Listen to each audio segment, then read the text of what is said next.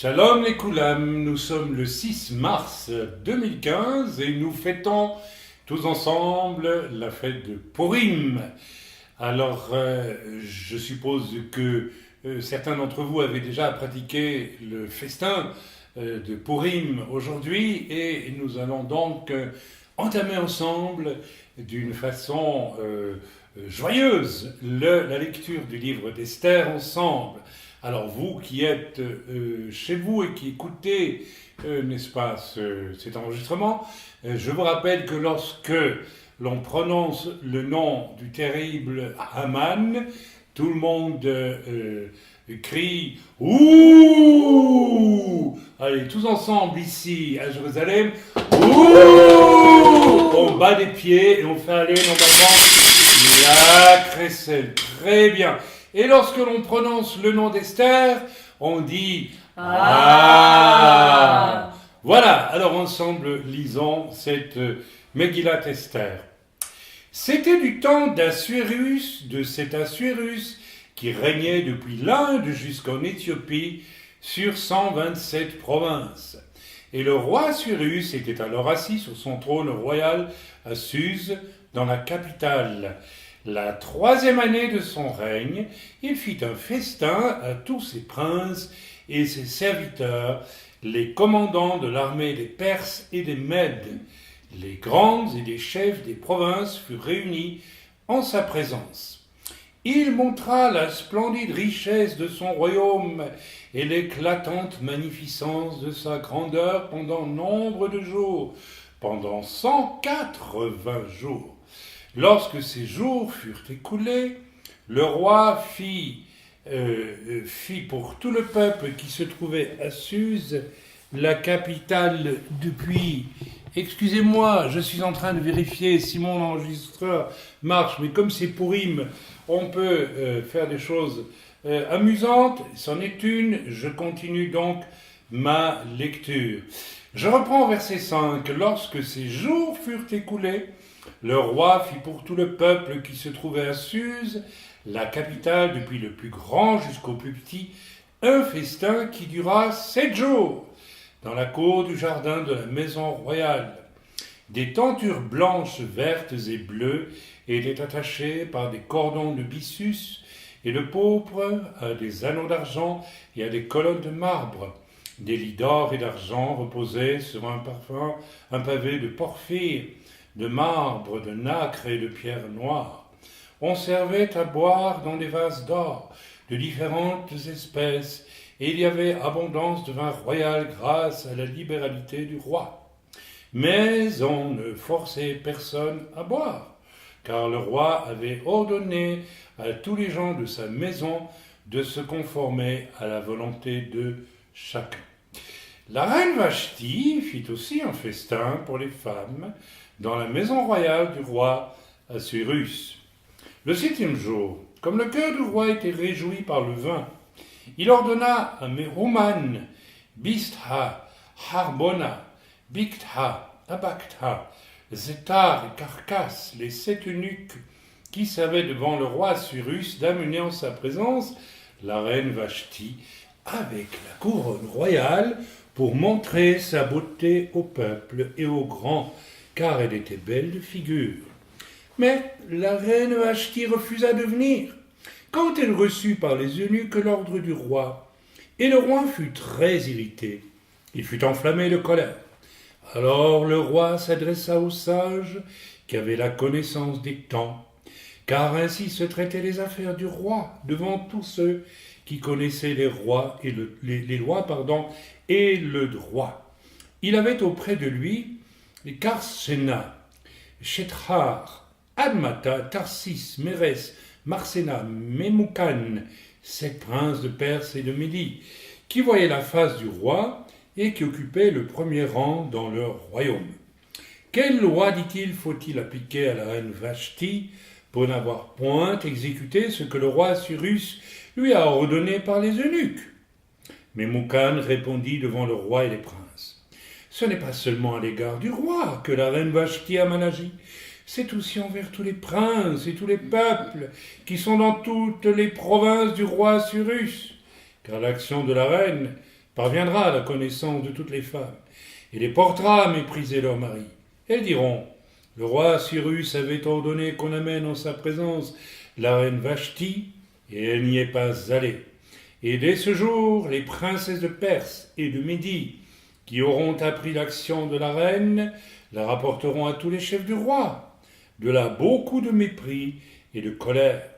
Si le roi le trouve bon qu'on publie de sa part et qu'on écrive parmi les lois des Perses et des Mèdes, avec défense de la transgresser, une ordonnance royale d'après laquelle Vashti ne paraîtra plus devant le roi Cyrus, et le roi donnera la dignité de reine à une autre qui soit meilleure qu'elle.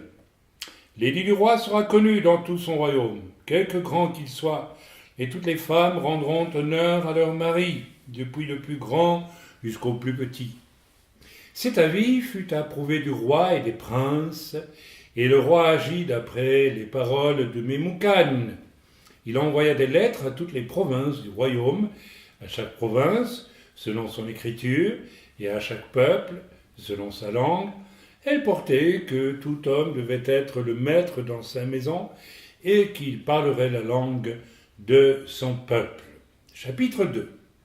Après ces choses, lorsque la colère du roi Cyrus se fut calmée, il pensa à Vashti, à ce qu'elle avait fait, et à la décision qui avait été prise à son sujet. Alors ceux qui servaient le roi dirent qu'on cherche pour le roi des jeunes filles vierges et belles de figure, que le roi établisse dans toutes les provinces de son royaume des commissaires chargés de rassembler toutes les jeunes filles vierges et belles de figure. À Suse, la capitale, dans la maison des femmes, sous la surveillance d'Égée, eunuque du roi et gardien des femmes, qui leur donnera les choses nécessaires pour leur toilette, et que la jeune fille qui plaira au roi devienne reine à la place de Vashti. Cet avis eut l'approbation du roi, et il fit ainsi. Il y avait dans Suse, la capitale, un juif nommé Mordechai, fils de Jaïr, fils de Shimei, fils de Kis, homme de Benjamin, qui avait été emmené de Jérusalem parmi les captifs déportés avec Jéconia, roi de Juda, par Nebuchadnezzar, roi de Babylone. Il élevait Hadassa, qui était Esther, fille de son oncle, car elle n'avait ni père ni mère. La jeune fille était belle de taille et belle de figure. À la mort de son père et de sa mère, Mordechai l'avait adoptée pour fille. Lorsqu'on eut publié l'ordre du roi et son édit, et qu'un nombre de jeunes filles furent rassemblées à Suse, la capitale, sous la surveillance d'Hégai, Esther fut aussi prise et conduite dans la maison du roi, sous la surveillance d'Hégai, gardien des femmes. La jeune fille lui plut et trouva grâce devant lui. Il s'empressa de lui fournir les choses nécessaires pour sa toilette et pour sa subsistance, lui donna 7 jeunes filles choisies dans la maison du roi et la plaça avec ces jeunes filles dans le meilleur appartement de la maison des femmes. Esther ne fit connaître ni son peuple ni sa naissance, car Mordechai lui avait défendu d'en parler. Et chaque jour, Mordechai allait et venait devant la cour de la maison des femmes pour savoir comment se portait Esther. Et comment on l'a traitée. Chaque jeune fille allait à son tour vers le roi Cyrus, après avoir employé 12 mois à s'acquitter de ce qui était prescrit aux femmes. Pendant ce temps, elles prenaient soin de leur toilette, 6 mois avec de l'huile de myrrhe, et 6 mois avec des aromates et des parfums, en usage parmi les femmes. C'est ainsi que chaque jeune fille allait vers le roi, et quand elle passait de la maison des femmes dans la maison du roi, on lui faisait prendre avec elle tout ce qu'elle voulait. Elle y allait le soir, et le lendemain matin, elle passait dans la seconde maison des femmes, sous la surveillance de Shashgaz, eunuque du roi et gardien des concubines. Elle ne retournait plus vers le roi, à moins que le roi n'en ait le désir et qu'elle ne soit appelée par son nom.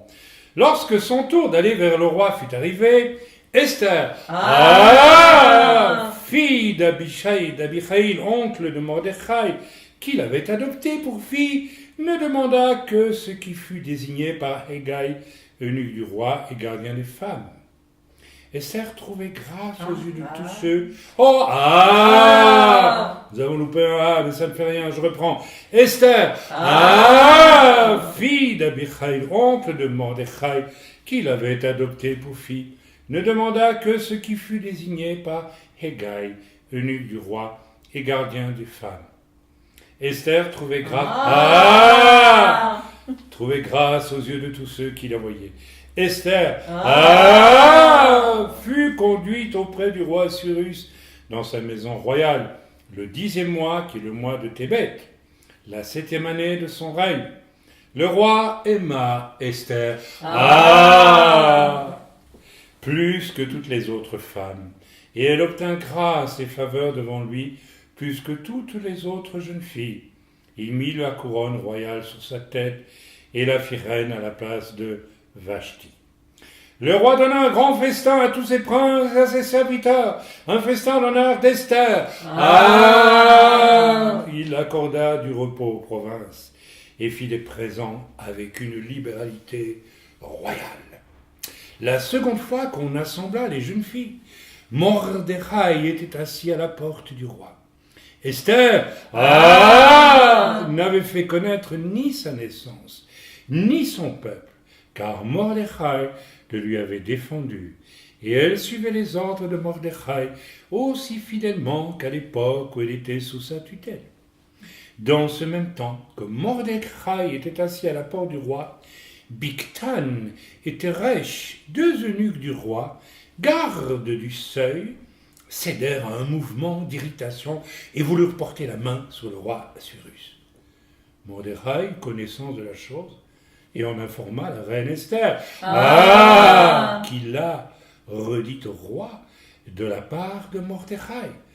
Le fait ayant été vérifié et trouvé exact, les deux eunuques furent pendus à un bois, et cela fut écrit dans le livre des Chroniques en présence du roi. Chapitre 3.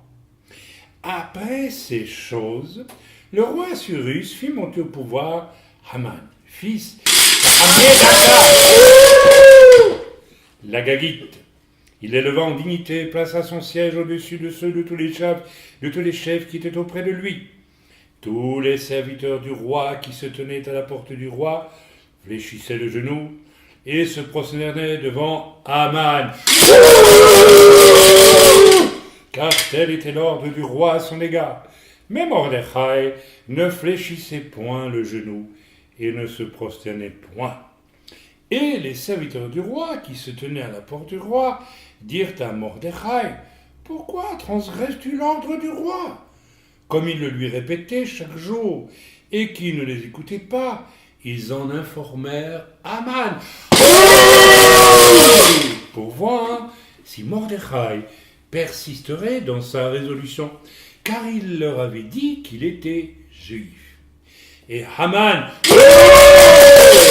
vit que Mordechai ne fléchissait point le genou et ne se prosternait point devant lui. Il fut rempli de fureur, mais il dédaigna de porter la main sur Mordechai seul, car on lui avait dit de quel peuple était Mordechai, et il voulut détruire le peuple de Mordechai, tous les Juifs qui se trouvaient dans tout le royaume d'Assyrus. Au premier mois, qui est le mois de Nissan, la 12e année du roi Assyrus, on jeta le pur, c'est-à-dire le sort, devant Haman,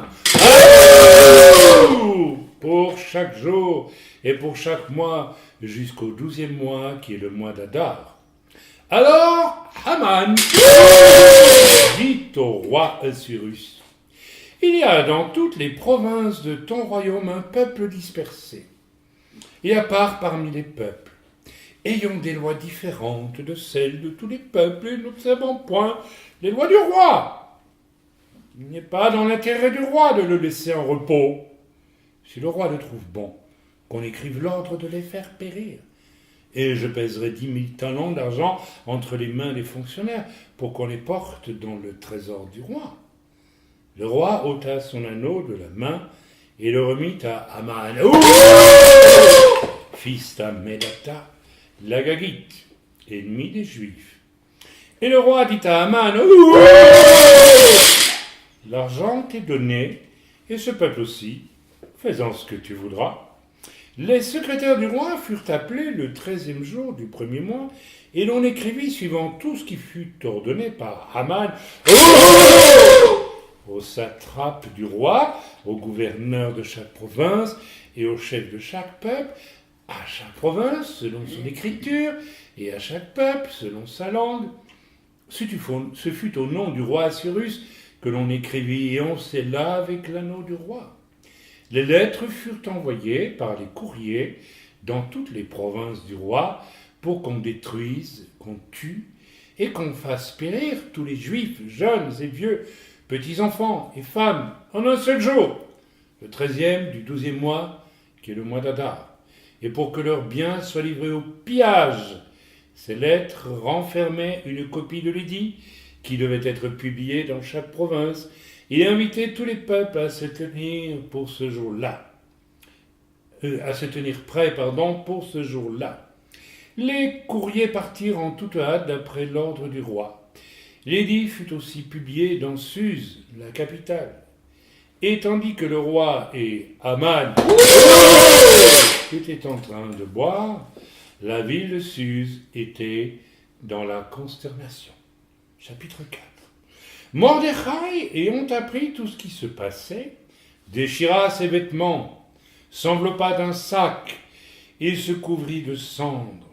Puis il alla au milieu de la ville, en poussant avec force des cris amers, et il se rendit jusqu'à la porte du roi, dont l'entrée était interdite à toute personne revêtue d'un sac.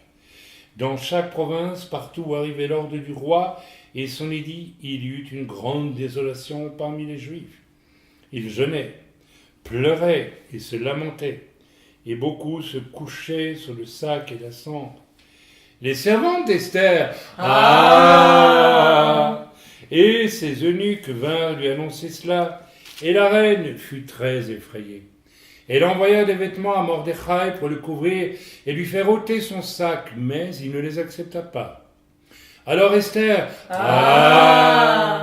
appela Hatak, l'un des eunuques que le roi avait placé auprès d'elle, et elle le chargea d'aller demander à Mordechai ce qui s'était passé et pourquoi il agissait ainsi. Hatak se rendit vers Mordechai sur la place de la ville, devant la porte du roi. Et Mordechai lui raconta tout ce qui lui était arrivé, et lui indiqua la somme d'argent qu'Aman avait promis de livrer au trésor du roi en retour du massacre des Juifs. Il lui donna aussi une copie de l'édit publié dans Suse, en vue de leur destruction, afin qu'il le montre à Esther, et lui fasse tout connaître. Et il ordonna qu'Esther se rende chez le roi pour lui demander grâce et l'implorer en faveur de son peuple. Hatak vint rapporter à Esther les paroles de Mordechai. Esther chargea Hatak d'aller dire à Mordechai: tous les serviteurs du roi et le peuple des provinces du roi savent qu'il existe une loi prescrivant la peine de mort contre quiconque, homme ou femme, entre chez le roi dans la cour intérieure, sans avoir été appelé, celui-là seul à la vie sauve, à qui le roi tend le sceptre d'or. Et moi, je n'ai point été appelé auprès du roi depuis 30 jours. Lorsque les paroles d'Esther eurent été rapportées à Mordechai, Mordechai fit répondre à Esther: ne t'imagine pas que tu échapperas seul d'entre tous les Juifs, parce que tu es dans la maison du roi. Car si tu te tais maintenant, le secours et la délivrance surgiront d'autre part pour les Juifs. Et toi et la maison de ton père, vous périrez. Et qui sait si ce n'est pas pour un temps comme celui-ci que tu es parvenu à la royauté. Esther envoya dire à Mordechai: va, rassemble tous les Juifs qui se trouvent à Suse, et jeûnez pour moi sans manger ni boire pendant 3 jours, ni la nuit, ni le jour. Moi aussi je jeûnerai de même avec mes servantes, puis j'entrerai chez le roi, malgré la loi, et si je dois périr, je périrai. » Mordechai s'en alla et fit tout ce qu'Esther lui avait ordonné. Chapitre 5. Le troisième jour, Esther mit ses vêtements royaux et se présenta dans la cour intérieure de la maison du roi, devant la maison du roi. Le roi était assis sur son trône royal, dans la maison royale, en face de l'entrée de la maison. Lorsque le roi vit la reine Esther debout dans la cour, elle trouva grâce à ses yeux. Et le roi tendit à Esther le sceptre d'or qu'il tenait à la main. Esther s'approcha et toucha le bout du sceptre. Le roi lui dit: « Qu'as-tu, reine Esther? Et que demandes-tu? Quand ce serait la moitié du royaume, elle te serait donnée. » Esther répondit: « Si le roi le trouve bon, que le roi vienne aujourd'hui avec Haman le festin que je lui ai préparé. » Et le roi dit: « Allez tout de suite chercher Haman, comme le désirait Esther. » Le roi se rendit avec Haman au festin qu'avait préparé Esther. Et pendant qu'on buvait le vin, le roi dit à Esther: « Quelle est ta demande? Elle te sera accordée. Que désires-tu? Quand ce serait la moitié du royaume, tu l'obtiendras. » Esther répondit: « Voici ce que je demande et ce que je désire. Si j'ai trouvé grâce aux yeux du roi, et s'il plaît au roi d'accorder ma demande, et de satisfaire mon désir, que le roi vienne avec Haman au festin que je leur préparerai, et demain je donnerai réponse au roi selon son ordre. » Haman sortit ce jour-là, joyeux et le cœur content, mais lorsqu'il vit à la porte du roi Mordechai, qui ne se levait ni ne se remuait devant lui, il fut rempli de colère contre Mordechai. Il sut néanmoins se contenir, et il alla chez lui, puis il envoya chercher ses amis et Zeresh, sa femme. Haman leur parla de la magnificence de ses richesses, du nombre de ses fils, de tout ce qu'avait fait le roi pour l'élever en dignité, et du rang qu'il lui avait donné au-dessus des chefs et des serviteurs du roi. Et il ajouta: « Je suis même le seul que la reine Esther est admis avec le roi au festin qu'elle a fait, et je suis encore invité pour demain chez elle avec le roi. Mais tout cela n'est d'aucun prix pour moi, aussi loin que je verrai Mordechai le juif assis à la porte du roi. » Zeresh, sa femme et tous ses amis lui dirent: « Qu'on prépare un bois haut de 50 coudées, et demain matin demande au roi qu'on y pende Mordechai, puis tu iras joyeux au festin avec le roi. » Cet avis plut à Haman, et il fit préparer le bois. Chapitre 6. Cette nuit-là, le roi ne put pas dormir, et il fit apporter le livre des annales, les chroniques. On y lut devant le roi, et l'on trouva écrit ce que Mordechai avait révélé au sujet de Bigtan et de Teresh, les deux eunuques du roi, gardes du seuil, qui avaient voulu porter la main sur le roi Cyrus. Le roi dit: « Quelle marque de distinction et d'honneur Mordechai a-t-il reçu pour cela? » « Il n'a rien reçu, » répondirent ceux qui servaient le roi. Alors le roi dit: « Qui est dans la cour ?» Haman était venu dans la cour extérieure de la maison du roi pour demander au roi de faire prendre Mordechai au bois qu'il avait préparé pour lui. Les serviteurs du roi lui répondirent: « C'est Haman qui se tient dans la cour. » Et le roi dit: « Qu'il entre. » Haman entra. Et le roi lui dit: « Que faut-il faire pour un homme que le roi veut honorer ?» Haman se dit en lui-même Quel autre que moi le roi voudrait-il honorer? Et Haman répondit au roi, pour un homme que le roi veut honorer, il faut prendre le vêtement royal dont le roi se couvre, et le cheval que le roi monte, et sous la tête duquel se pose une couronne royale, remettre le vêtement et le cheval à l'un des principaux chefs du roi, puis revêtir l'homme que le roi veut honorer, le promener à cheval à travers la place de la ville, et crier devant lui « C'est ainsi que l'on fait à l'homme que le roi veut honorer !»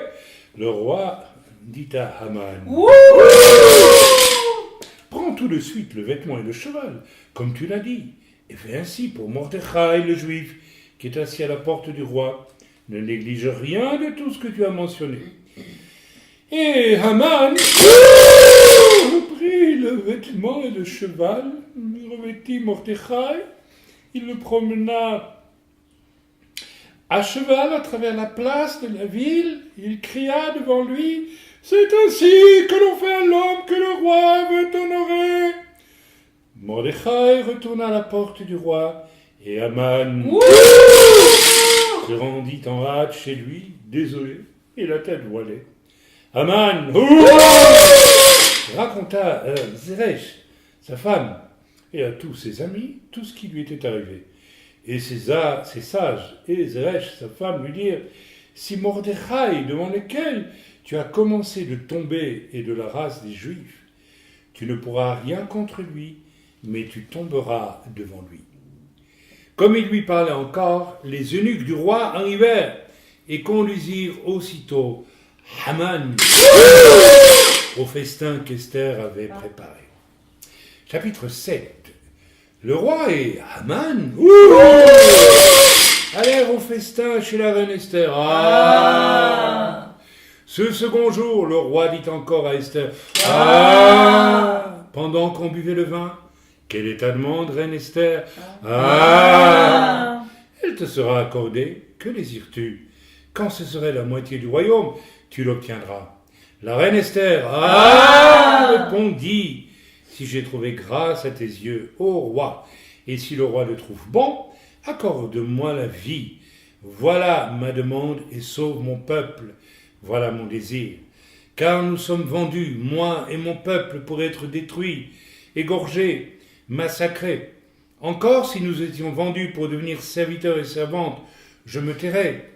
Mais l'ennemi ne saurait compenser le dommage fait au roi. Le roi Cyrus prit la parole et dit à la reine Esther, qui est-il? Et où est-il, celui qui se propose d'agir ainsi? Esther, répondit, l'oppresseur, l'ennemi, c'est Haman. Haman fut saisi de terreur en présence du roi et de la reine. Et le roi, dans sa colère, se leva et quitta le festin pour aller dans le jardin du palais. Haman resta pour demander grâce de la vie à la reine Esther, car il voyait bien que sa perte était arrêtée dans l'esprit du roi. Lorsque le roi revint du jardin du palais dans la salle du festin, il vit Haman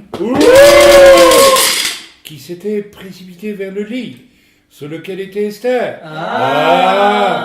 Et il dit, serait-ce encore pour faire violence à la reine chez moi, dans le palais? Dès que cette parole fut sortie de la bouche du roi, on voit là le visage d'Haman. Et Harbona, l'un des eunuques, dit en présence du roi, voici le bois préparé par Haman pour Mordechai, qui a parlé pour le bien du roi et dressé dans la maison d'Haman, à une hauteur de 50 coudées. Le roi dit, qu'on y pende Haman. Et l'on pendit Haman au bois qu'il avait préparé pour Mordechai. Et la colère du roi s'apaisa. Chapitre 8. En ce même jour, le roi Cyrus donna à la reine Esther la maison d'Haman, l'ennemi des Juifs. Et Mordechai parut devant le roi, car Esther avait fait connaître la parenté qui l'unissait à elle. Le roi ôta son anneau qu'il avait repris à Haman et le donna à Mordechai. Esther de son côté établit Mordechai sur la maison d'Haman. Puis Esther parla de nouveau en présence du roi. Elle se jeta à ses pieds, elle pleura, elle le supplia d'empêcher les effets de la méchanceté d'Haman, la Gagite et la réussite de ses projets contre les Juifs. Le roi tendit le sceptre d'or à Esther, qui se releva et resta debout devant le roi.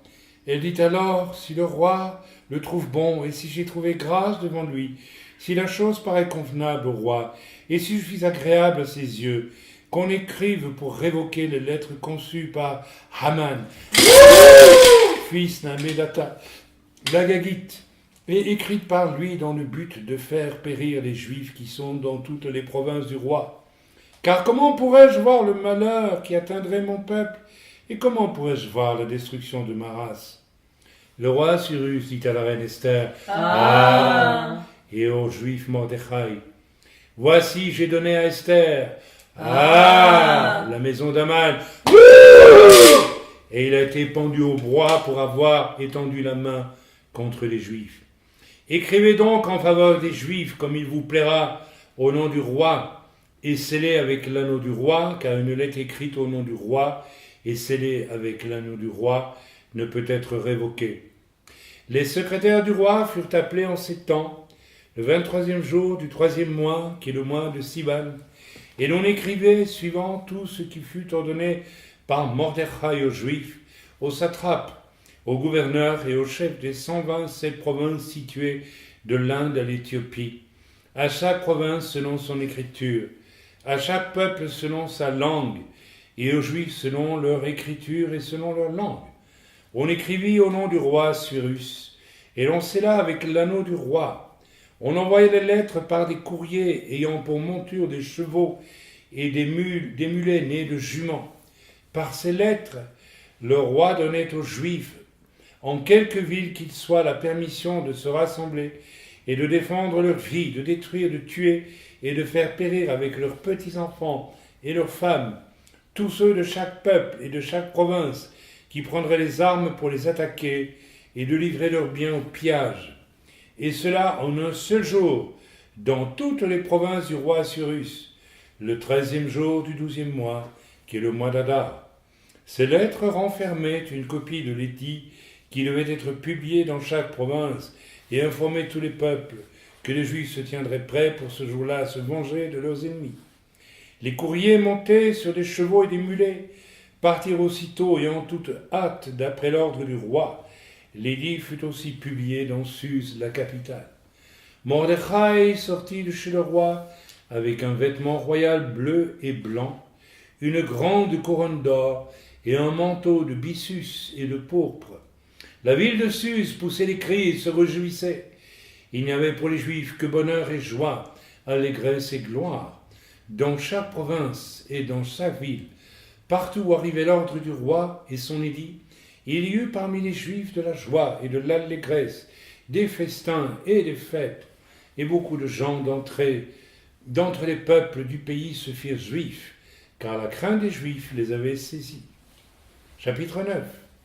Au 12e mois, qui est le mois d'Adar, le 13e jour du mois, jour où devait s'exécuter l'ordre et l'édit du roi, et où les ennemis des Juifs avaient espéré dominer sur eux, ce fut le contraire qui arriva, et les Juifs dominèrent sur leurs ennemis.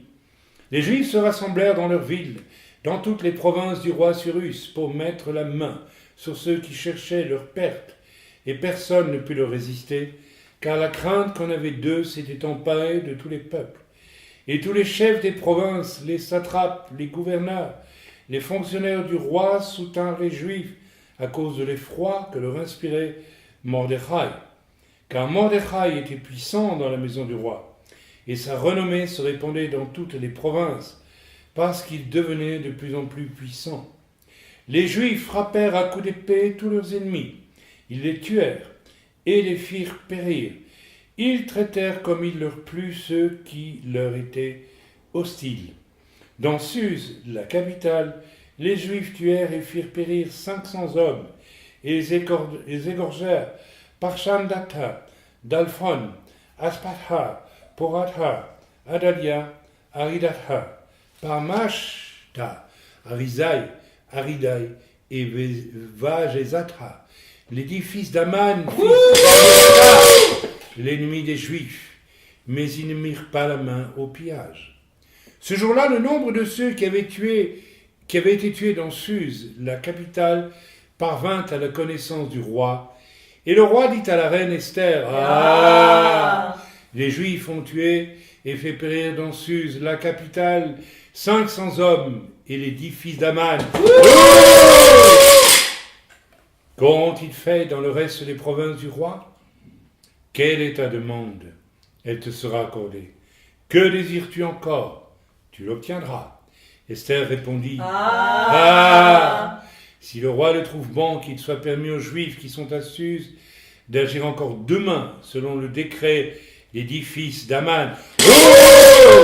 Et le roi ordonna de faire ainsi. L'édit fut publié dans Suse, on pendit les 10 fils d'Aman. Et les Juifs qui se trouvaient à Suse se rassemblèrent de nouveau le 14e jour du mois d'Adar et tuèrent dans Suse 300 hommes, mais ils ne mirent pas la main au pillage. Les autres Juifs qui étaient dans les provinces du roi se rassemblèrent et défendirent leur vie. Ils se procurèrent du repos en se délivrant de leurs ennemis, et ils tuèrent 75 000 de ceux qui leur étaient hostiles, mais ils ne mirent pas la main au pillage. Ces choses arrivèrent le 13e jour du roi d'Adar. Les Juifs se reposèrent le 4e, et ils en firent un jour de festin et de joie. Ceux qui se trouvaient à Suse s'étant rassemblés le 13e jour et le 14e jour, se reposèrent le 15e et ils en firent un jour de festin et de joie.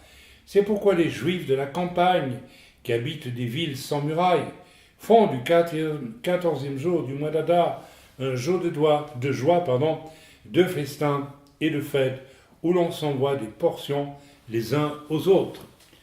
Mordechai écrivit ces choses, et il envoyait des lettres à tous les Juifs qui étaient dans toutes les provinces du roi Cyrus, au près et au loin. Il leur prescrivait de célébrer chaque année le 14e jour et le 15e jour du mois d'Adar, comme les jours où ils avaient obtenu du repos, en se délivrant de leurs ennemis, de célébrer le mois où leur tristesse avait été changée en joie et leur désolation en jour de fête, et de faire de ces jours des jours de festin et de joie où l'on s'envoie des portions les uns aux autres et où l'on distribue des dons aux indigents. Les Juifs s'engagèrent à faire ce qu'ils avaient déjà commencé et ce que Mordechai leur écrivit. Car Haman, fils d'Hammedatha, l'Agagite, ennemi de tous les Juifs, avait formé le projet de les faire périr et il avait jeté le pur, c'est-à-dire le sort, afin de les tuer et de les détruire. Mais Esther, s'étant présentée devant le roi ordonna par écrit de faire retomber sur la tête d'Aman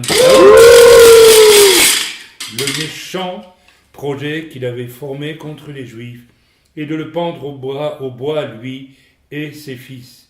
C'est pourquoi on appela ces jours Purim, du nom de pur, d'après tout le contenu de cette lettre, d'après ce qu'ils avaient eux-mêmes vu et ce qui leur était arrivé. Les Juifs prirent pour eux, pour leur postérité et pour tous ceux qui s'attacheraient à eux, la résolution et l'engagement irrévocable de célébrer chaque année ces 2 jours, selon le mode prescrit et au temps fixé. Ces jours devaient être rappelés et célébrés de génération en génération, dans chaque famille, dans chaque province et dans chaque ville. Et ces jours de Purim ne devaient jamais être abolis au milieu des Juifs, ni le souvenir s'en effacer parmi leurs descendants. La reine Esther, fille d'Abishai, et le Juif Mordechai écrivirent d'une manière pressante une seconde fois pour confirmer la lettre sur les Purim. On envoya des lettres à tous les Juifs dans les 127 provinces du roi Cyrus. Elles contenaient des paroles de paix et de fidélité. Pour prescrire ces jours de Purim au temps fixé, comme le juif Mordechai et la reine Esther les avaient établis pour eux, et comme ils les avaient établis pour eux-mêmes et pour leur postérité, à l'occasion de leurs jeûnes et de leurs cris. Ainsi l'ordre d'Esther confirma l'institution des Purim, et cela fut écrit dans le livre. Chapitre 10. Le roi Cyrus imposa un tribut au pays et aux îles de la mer. Tous les faits concernant sa puissance et ses exploits et les détails sur la grandeur à laquelle le roi éleva Mordechai ne sont-ils pas écrits dans le livre des chroniques des rois des Mèdes et des Perses? Car le juif Mordechai était le premier, après le roi Cyrus, considéré parmi les juifs et aimé de la multitude de ses frères. Il rechercha le bien de son peuple et parla pour le bonheur de toute sa race. Eh bien, frères et sœurs, nous voici arrivés au terme de lecture de la Megillat Esther. J'ai difficilement, pardonnez-moi, je tousse, ce n'est pas un effet comique de Purim, puisqu'à Purim on se déguise et on défile un peu partout.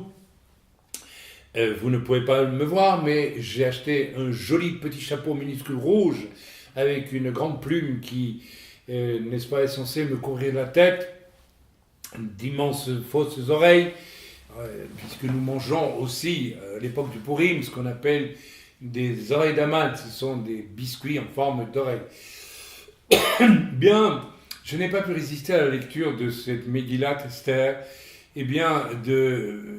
Si, j'ai résisté, mais avec beaucoup de difficultés à la tentation, ce n'est pas une tentation, au désir, disons, de m'arrêter régulièrement, car vraiment, je n'avais jamais réalisé à quel point, en lisant cette Megillat cette année, elle est remplie d'une foule de symboles qui vraiment mériteraient tous un développement immense. Bien sûr, je savais de longtemps qu'il y avait là toute une symbolique pour nous qui sommes juifs et pour nous qui sommes plongés dans le grand mouvement eschatologique des temps de la fin, pour nous qui, même croyant en Yeshua, eh bien, j'ai résisté, mais franchement, si je n'avais pas résisté, il nous aurait fallu une lecture, à mon avis, de 6 ou 7 jours pour en terminer, et je n'aurais pas voulu vous infliger, n'est-ce pas, un message de 6 jours d'affilée ou 7 jours d'affilée. J'espère que Dieu me donnera la possibilité de reprendre cette lecture, du moins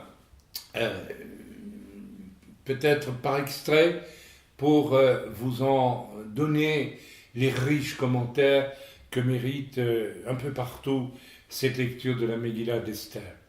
Mais je voudrais simplement que l'on retienne que cette lecture cette année se fait dans un contexte que nous connaissons tous, la menace nucléaire venue du pays des Perses et aujourd'hui qui est l'Iran. Nous savons aussi que, curieusement, alors que nous sommes à Purim, le grand maître à penser des Perses d'Iran, dont le nom m'échappe à l'instant, mais comment ?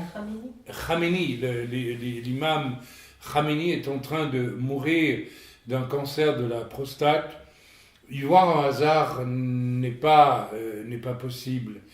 Ne pas songer aussi au discours de Bibi Netanyahou, n'est-ce pas, devant le Congrès américain dans ces jours si proches de Purim, ce serait évidemment quasiment de l'aveuglement. Je ne sais pas si Bibi Netanyahou l'a fait exprès ou si c'est le calendrier de Dieu. Je pense que, en tout cas, je sais que Bibi est allé prier au Kotel avant d'aller, n'est-ce pas, aux États-Unis.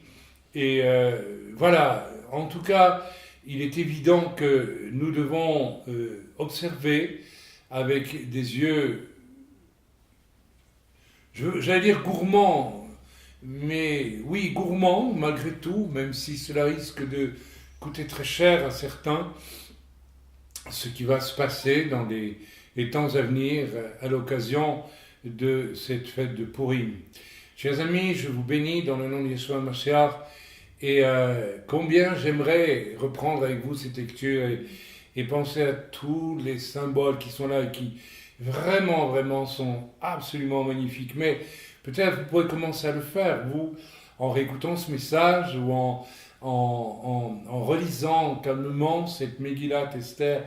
C'est d'une richesse phénoménale. Je donne un exemple dont j'ai parlé un tout petit peu sur le site. Et je ne crois pas que ce que je vais dire là est tiré par les cheveux, mais le nom de Dieu n'est jamais mentionné dans cette Megillat Esther. Et ce qui est formidable, c'est que une sœur nous a envoyé qu'en réalité, on peut lire en filigrane le nom de Dieu dans cette Megillat Esther. Ce qui revient à dire que Dieu s'est, permettez-moi l'expression, mis comme en coulisses de cette Megillat Esther. Et c'est extraordinaire. Quand Dieu se met en coulisses, pour ma part, je crois qu'il est en réalité surprésent. Souvent, il me plaît de dire que c'est dans le silence que la présence de Dieu et la voix de Dieu est peut-être la plus royale, la plus majestueuse. Eh bien, je pense qu'effectivement, il y a quelque chose de royal dans cette absence de la présence du nom divin, d'Yod et Vavé, mais de penser que Dieu se met en coulisses rend sa présence en fait bien plus grande et bien plus royale, et qu'elle met à l'honneur quand même un personnage particulier qui est Esther. Avons-nous dit tout au long de cette Megillah. Pourquoi Esther?